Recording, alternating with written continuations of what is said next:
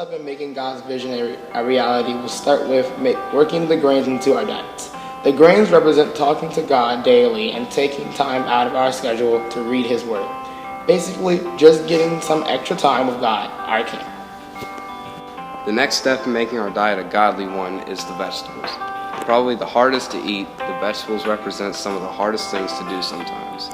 Harmony, kindness, order, love, nurture, and peace are challenging in circumstances, but the most needed to make this colony a success. And with God, these hard things to swallow can be a bit more bearable. The third step in this task is utilizing the fruits available to us. The fruits are easy to eat, but sometimes, just like vegetables, hard to implement into your life. The fruits represent the fruit of the Spirit, which are love, joy, peace, long-suffering, goodness, gentleness, faith, meekness, and temperance. The next thing we are going to implement in our diet are the milk products. We are all aware that milk makes you stronger. So with that strength, we are going to work on building a stronger faith in God, putting our trust in Him, and allowing God to live in us.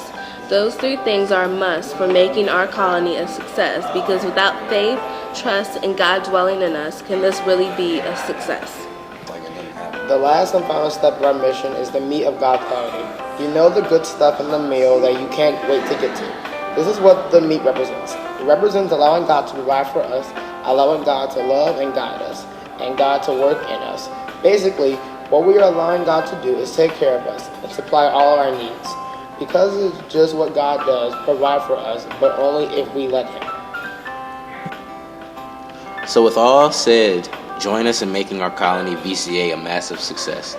God has done too much for us not to implement His plans into our lives.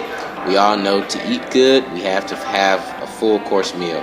Make that rule apply to your lives by implementing each food group into your daily routine, just like God puts each of us into His daily routine.